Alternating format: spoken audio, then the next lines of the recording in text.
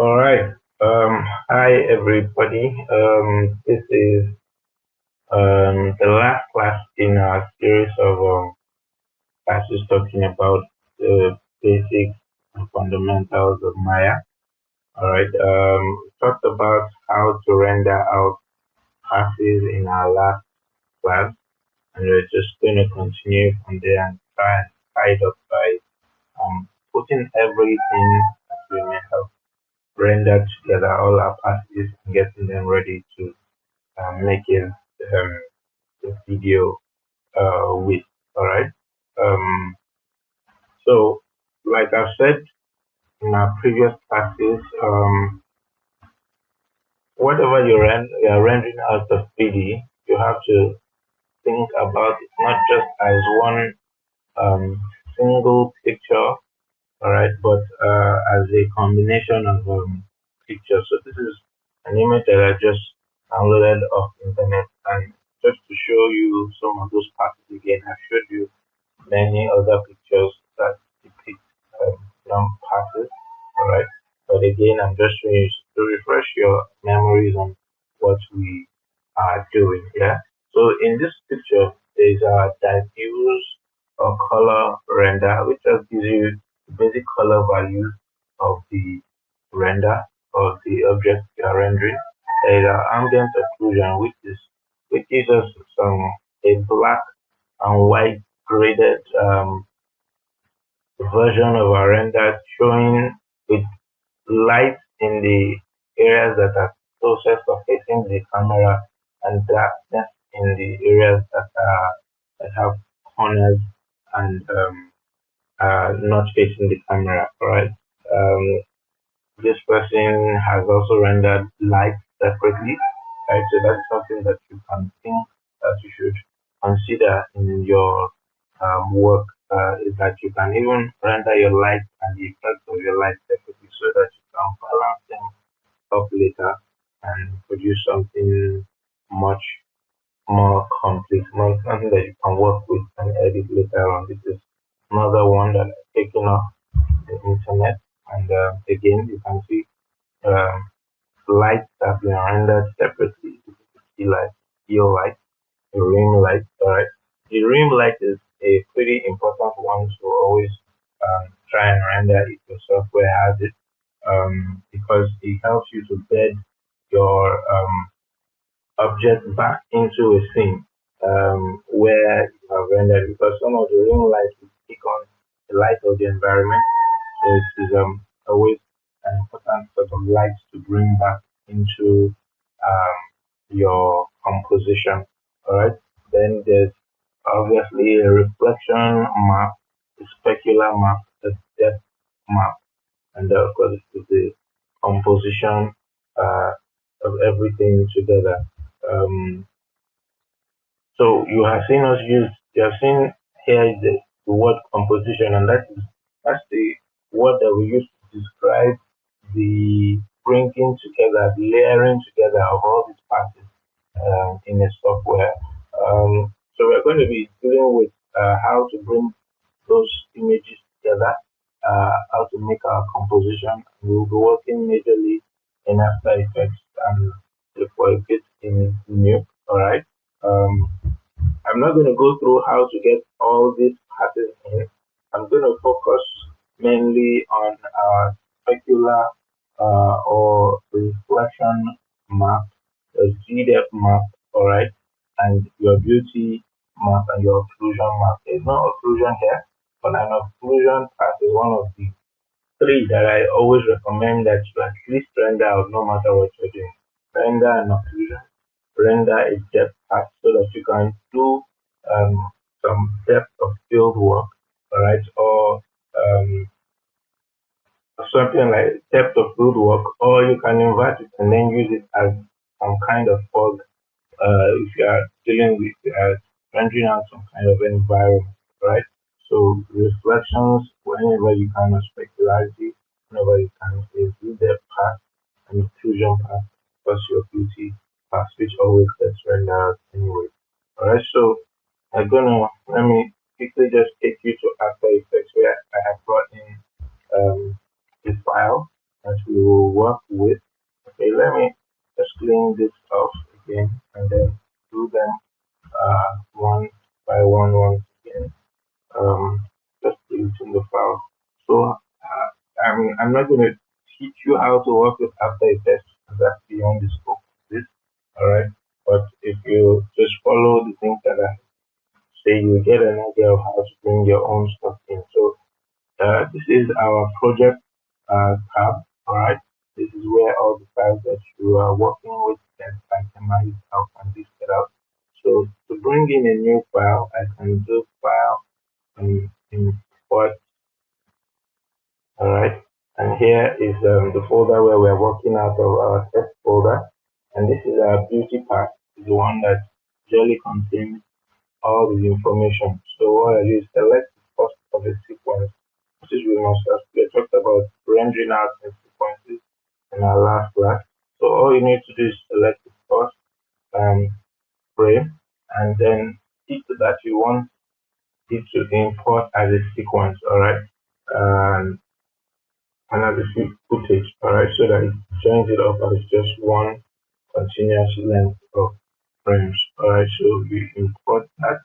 Um, the alpha, this window tries to help you determine how to deal with the alpha channel or the transparency of of your image. Because we're using taggers come with transparency of their own, all right. But usually I leave it as the default that that After Effects comes with, which usually is always okay, except in some circumstances, all right. Um, so I just leave it as straight and market for now, right? And there we have that there in. So you can also bring import by double clicking in that area, just that space alone, all right? So I'm going to go to my other part. This is my ambient occlusion part. So I do the same thing and I import um, my depth part. I do the same thing and import, and then my reflection part, do the same thing and import. All right, so I have everything here. So this is how. So let me drag my first my beauty part into it, and this is what the frame looks like. Don't worry about what is on it. Something from a project that I just finished a while back. Right, so I just taking a few frames to show you. All right, what we're gonna work with. All right, so yeah. All right, so I put that in. Now I want to bring in my reflection uh, path, right? Which is this. I put it on top of it, right? And you can see the reflection and the specularity. One of the reflections, uh, reflections on the object. You can see some of the coloring on the shade of the fonts there, right? So that's that. So I want to add these reflections to the image itself, and to do that, just want to change the overlay as the mode of layering to screen, or I can also use add, because basically what you're trying to do is say that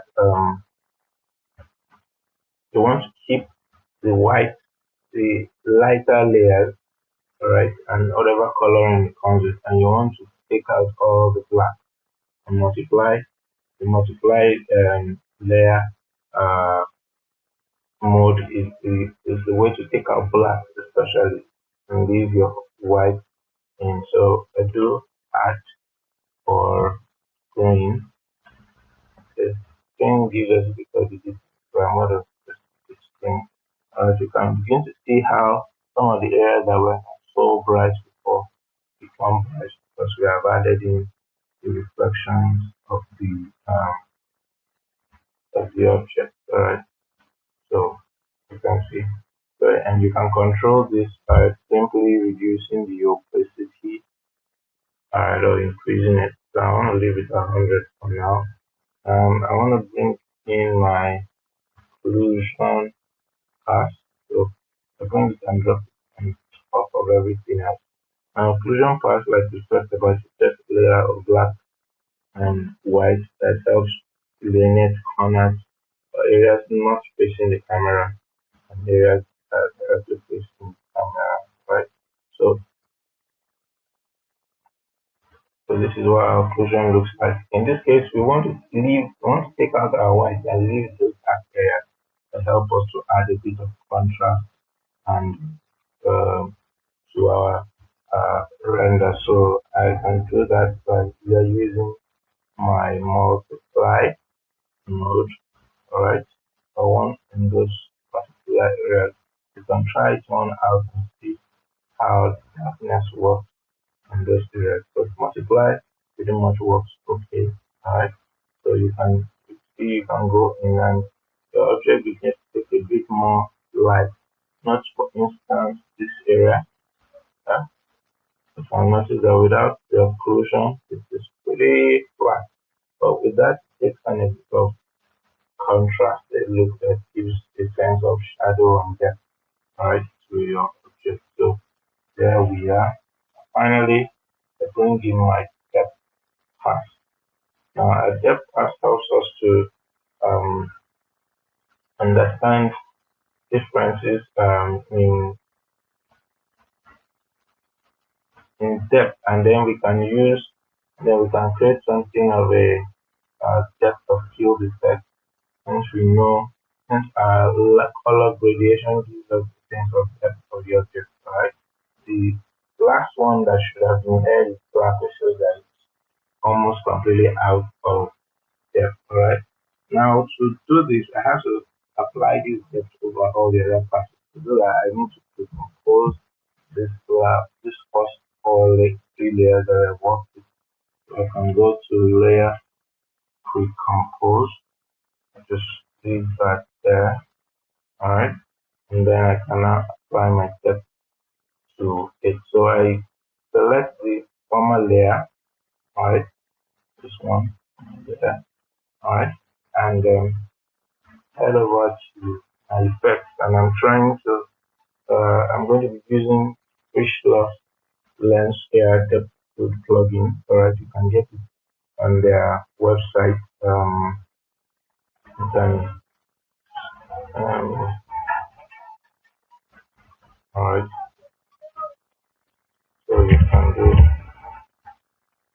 this,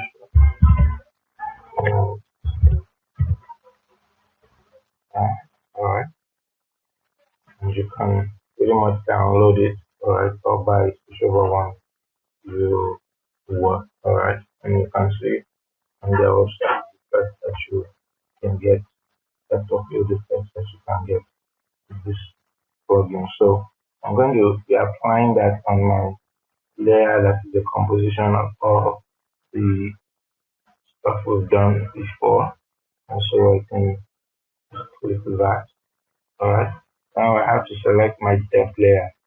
Almost as if I'm selecting the mask which to affect the layer, but in this case we're just affecting the depth of field loop. Alright, so when I do that, you can't see the effect because this layer is still on. You don't necessarily have to leave it on for the effect to work.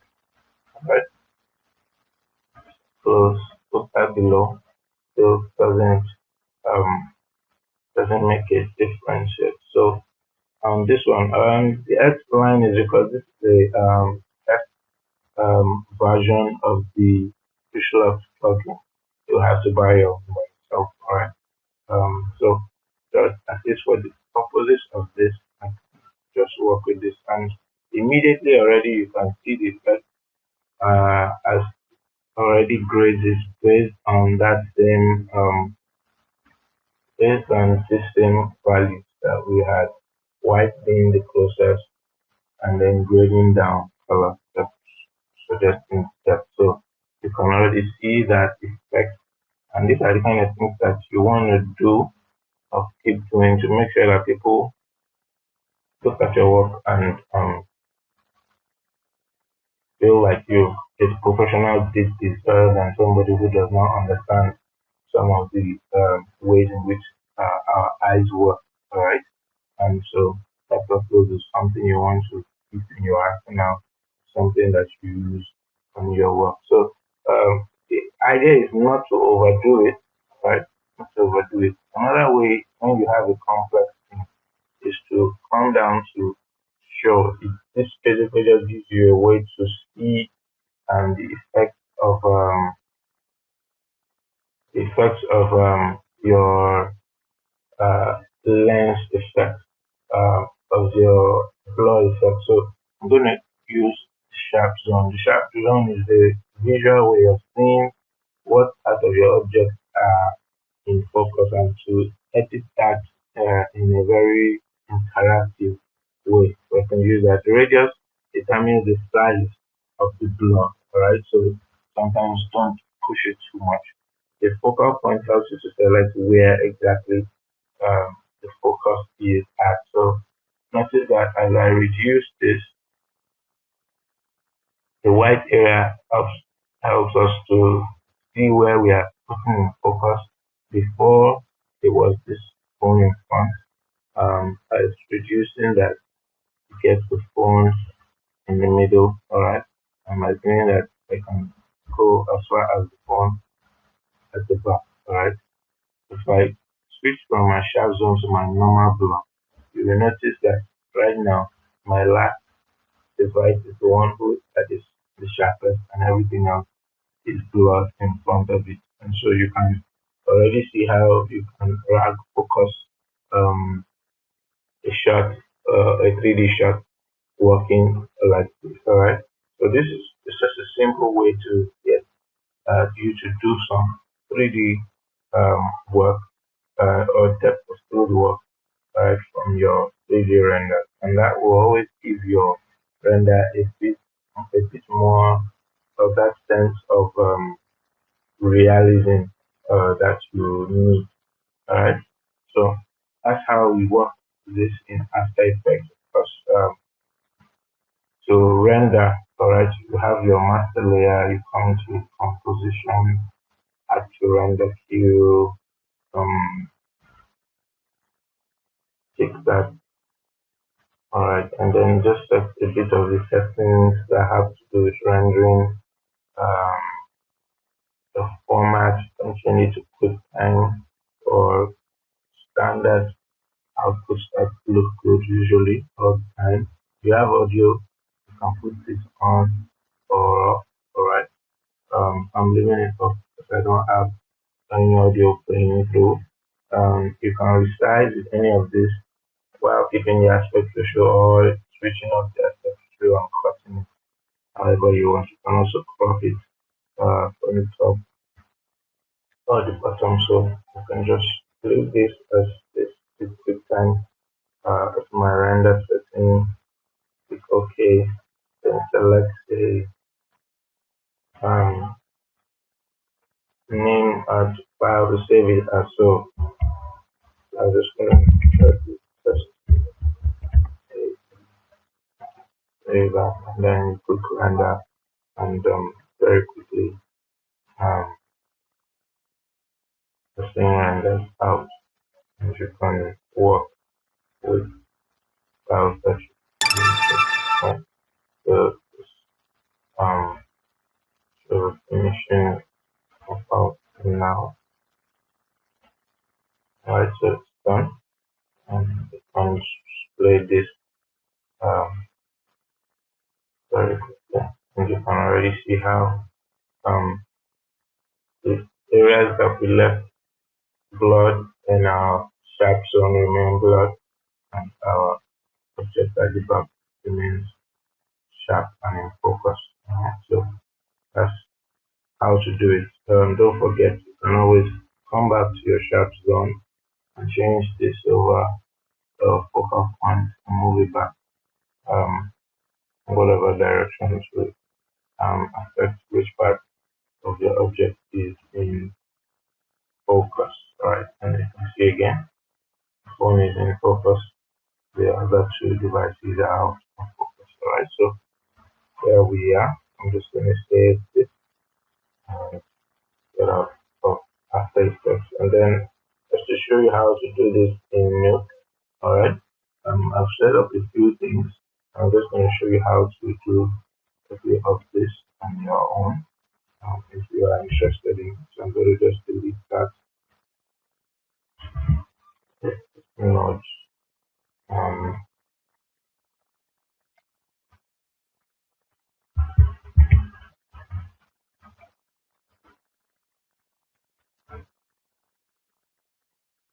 I'm just going to create a new file. Okay, so there we are. This is what your new Nuke file look like. Alright, so you want to bring in your file the same way we imported files earlier. Alright, so you can do file, import or open, and I can then come to the open is not what I'm looking for.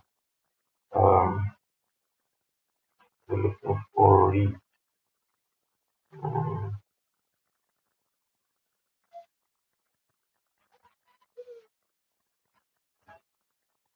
okay, if that doesn't work, usually you can always look through. Alright, I usually don't have to use menus. Alright, but so trying to find the read button here. But okay, I'm gonna start by bringing in files into new node space. This is where you do a lot of your work, adding and joining up nodes and branches to create whatever you want to do. This is kind of different from After Effects in that hmm, while After Effects uses a lot of layers to do its work, alright, Nuke uses nodes that you place in this area to do the same thing. So first of all, to import files, you use the read node, alright, or just press the R button, and there you have read files. Alright, so this is uh folder, and I'm just going to bring in uh occlusion file, which is named AO. So select that, pick that you want them as sequences, alright, and then welcome. So that is our occlusion path. I do press R again to bring in a new. That this is my step. As I do the same, we have an error. Let's start.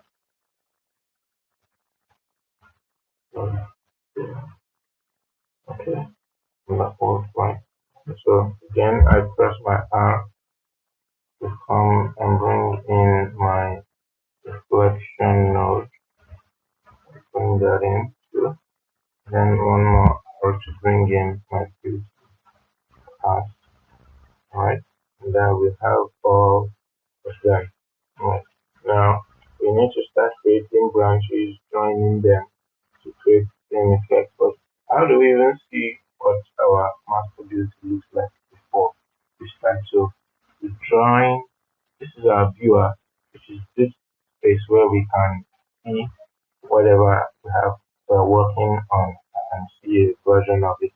Right, so there's an arrow at the bottom, and all you do is drag the arrow to the viewer, and there you can see the you can just drag through.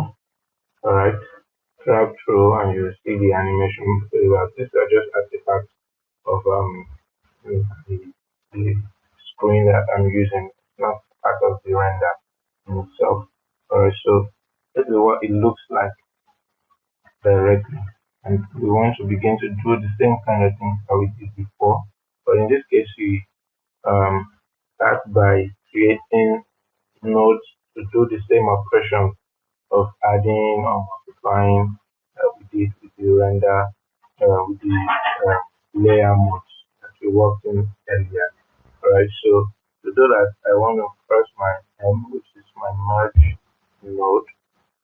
merge node helps you to join one layer and another, kind of in the same way that this um, operations of multiply work. Alright, so press my M node. So I'm wanting to join this and put it in the same pipeline as this. So what I do is I can take this out of my viewer and join it to this. Right. This will now be, as you are seeing, you can see the letters A and B, and that is how you merge one over the other. Right. So I do this and I bring the result to my viewer. Right. Now I can see what it looks like, what my viewer is seeing. It is seeing A, because A is the input node, B is the additional input. Now I may want to switch that over so that my B, my input is the A, my object is the A, while my additional object is the B, since B is what I'm trying to add on top of it. Now all I can see is in my read node through my viewer. I don't think the effect of the scale, so I can just come over to operations for this merge node, which is here, and then look for my plus or screen. And as soon as I do that, you can see the effect on the initial file that we read in. Alright, and we're seeing the results too. So if I pull that away, you can see that it is much darker. And if I add that back in, you can see that it gets brighter as the screen node works with it. I can also try some others, which is plus, which is also an equivalent for add, right? In this case, so either of them will work. Alright. Now to join my occlusion as to the set of nodes, I can press tab and look and write my merge node. So I just click that, and then I have the merge node just there. I can drag it into shape. As soon as I drag it over the line, it sort of joins itself to the branch or to the pipe that I created. So again, I drag this occlusion into this. And the operation, you just want to multiply that. So I come to, this is the merge node for it, and then simply my multiply operation and do that. And you can see that our viewer is now showing you the effect of both the reflection and the occlusion. So finally, you want to add in depth as, alright.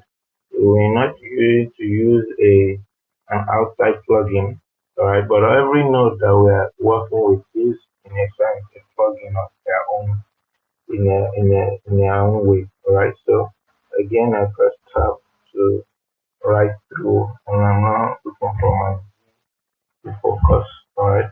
And as soon as I do that, I do the focus operation. I do that and I pull it over this line to create some kind of connection along this. So if I just do that, highlighting that line, it joins itself to it. There we have the focus, the focus node. Now if I join the step path to it, like so, now we have the effect. You can see that the blurring over all of the image. This is affected by this size, which will have been our radius value in After-Effects. Alright, so by doing that, I have this. Alright, but then I need to select the channel exactly that the depth is looking at from this image.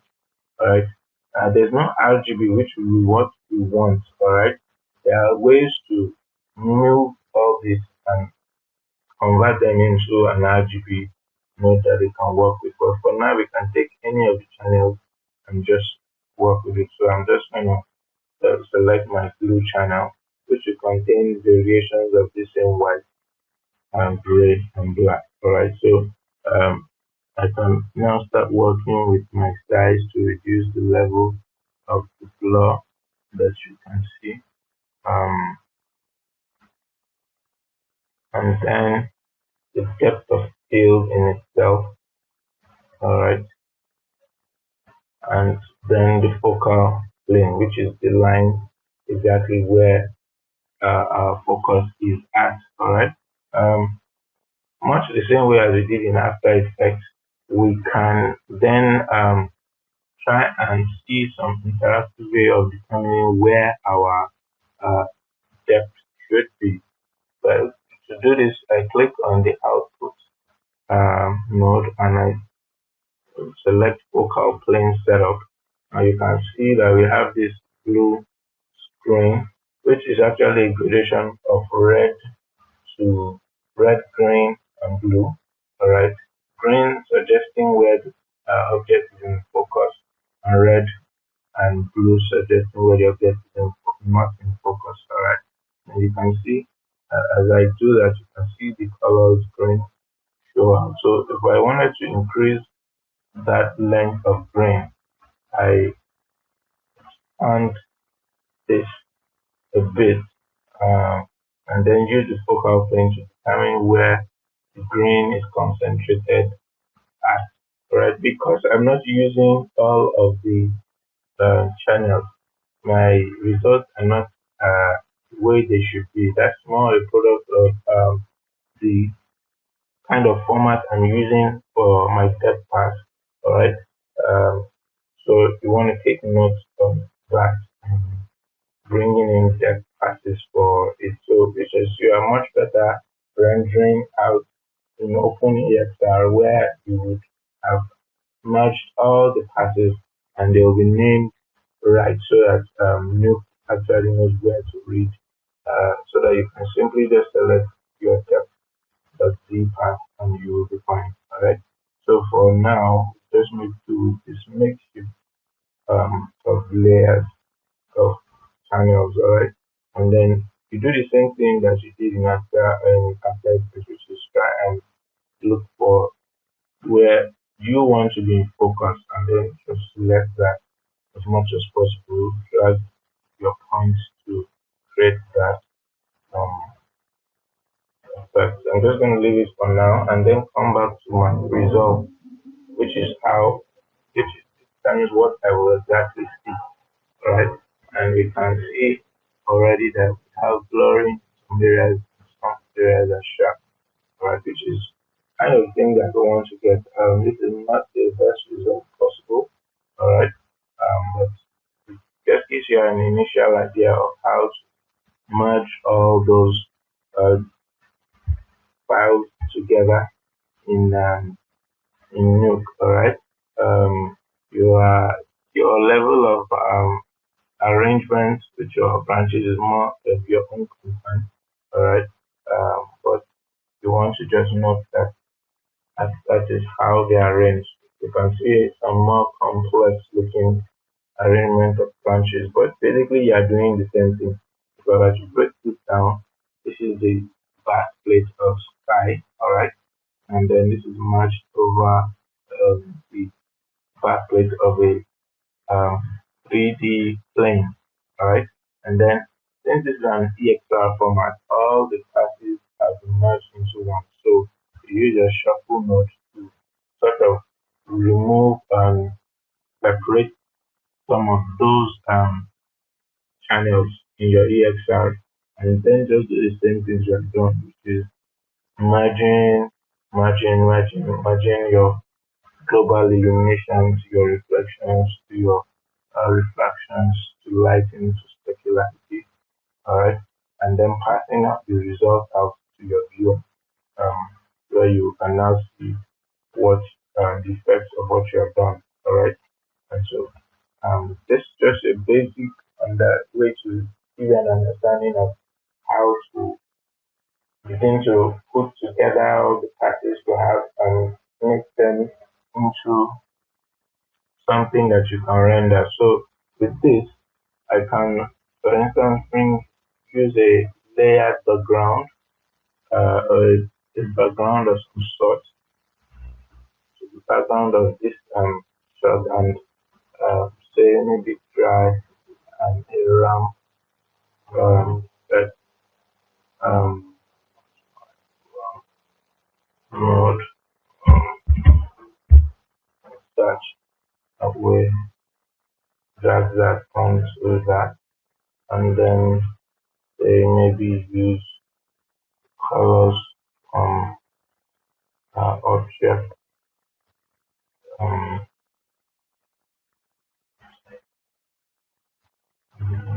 that to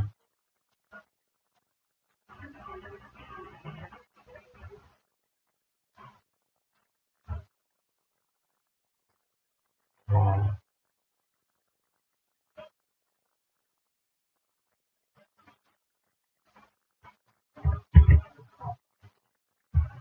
put it on okay.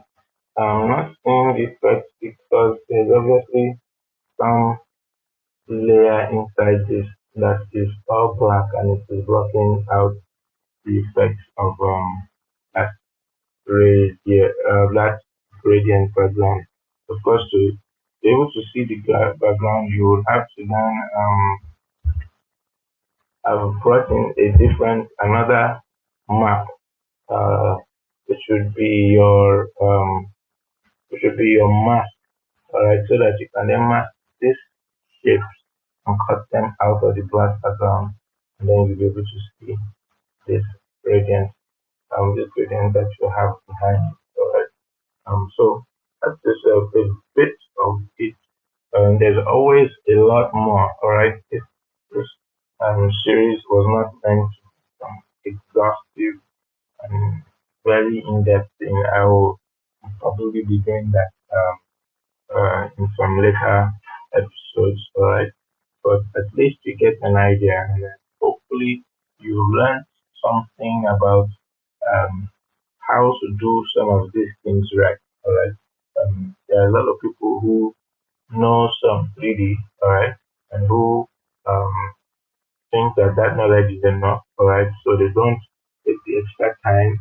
Some don't think that they should ever render out passes, but they don't know the use of passes and how it helps your 3D to look more realistic, alright? And these are some of the things that hopefully you have learned and will work with. We will definitely go into much more in-depth um, topics on some of the things we talked about in this course of classes. Alright. So that's all for now. Right.